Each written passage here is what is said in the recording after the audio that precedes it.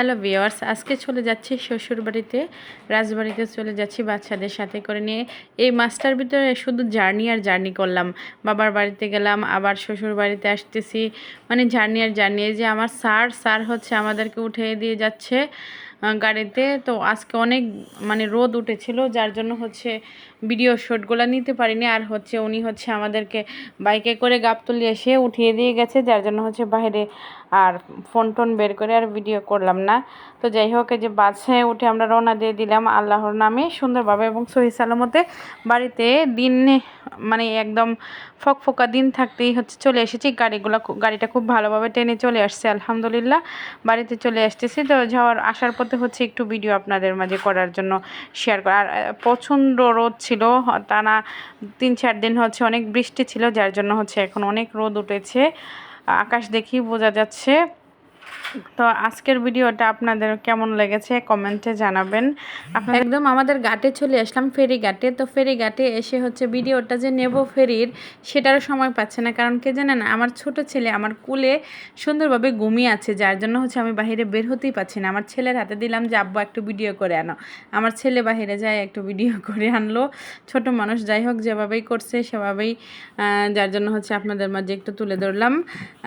মানে এই ঘাটটা যদি আমাদের মানে সেই পদ্মা সেতুর মতো যদি হয়ে যেত, তাহলে আমাদের এত লেট হতো না আসতে, অনেক তাড়াতাড়ি আমরা চলে আসতে পারতাম। আল্লাহ জানে কবে জানি এই ফেরিতে যদি একটা সেতু হয়ে যেত, তাহলে অনেক ভালো হতো আমাদের এই অঞ্চলের মানুষের জন্য।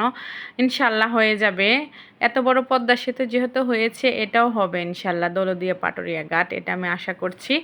তো এই দিক দিয়ে হচ্ছে আমার ছোট ছেলেটা মানে কোলে দেখতেই পাচ্ছেন কিভাবে ঘুমাচ্ছে। ওর ঘুমটা হচ্ছে অনেক হালকা, ও হচ্ছে ওর আব্বুর মতো অল্প ঘুমায় আবার জেগে ওঠে, যার জন্য হচ্ছে আমি ক্যামেরাটা জুম করে আপনাদেরকে দেখাতে চাইছিলাম। আর এদিক দিয়ে হচ্ছে মুড়িওয়ালা মামারা হচ্ছে ঝালমুড়ি বেচার জন্য চলে আসছে। তো যাই হোক, আজকের ভিডিওটা আপনাদের কেমন লেগেছে কমেন্টে জানাবেন। আমি হচ্ছে যেখানে যাই বা আমি যা করি অল্প অল্প করেই হচ্ছে আপনাদের মাঝে শেয়ার করার চেষ্টা করি। আর আপনাদের ভালোবাসা নিয়ে হচ্ছে সামনে এগিয়ে যেতে চাই।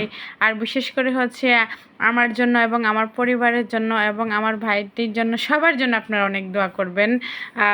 লাইক সাপোর্ট এত কিছু চাই না, কিন্তু দোয়া চাই সবারই। তো যাই হোক, তো এই যে এদিক দিয়ে হচ্ছে আমার ছেলে মানে কাছাকাছি আমরা চলে আসছি, মানে আমাদের বোয়ালিয়া মোড়ে আমরা নামবো, যে অলরেডি নেমেও গেছি। তারপর হচ্ছে যে ঐতিহ্যবাহী ভ্যান, এই ভ্যান কিন্তু আমাদের অঞ্চলে নেই, এটা হচ্ছে রাজবাড়ির দিকে বা কুষ্টিয়ার দিকে আছে। তো এই যে ভ্যানে উঠে গেলাম, এই যে আমার বাচ্চারা পিছনে বসে আছে। আমিও হচ্ছে আগে একদমই ভ্যানেও চড়তে পারতাম না, বাট এখন আস্তে আস্তে অভ্যাস হয়ে গেছে।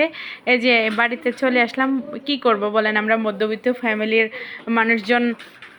তো বাড়িতে এসে দেখি মানে ঘরটার তালা মারা ছিল, তো মানে এরকম অবস্থা, অনেক নোংরা হয়ে আছে। বাড়িতে না থাকলে যেটা হয়, আবার বাইরের সাইডটা আবার আমার শাশুড়ি মা পরিষ্কার করে রেখেছে উনি। তো আসার পরে খাবার দাবার দিল, আমি আবার এগুলা খাই তাড়াতাড়ি করে হচ্ছে ঝাড়ু হাতে নিয়ে পরিষ্কার করতে লেগে গেলাম।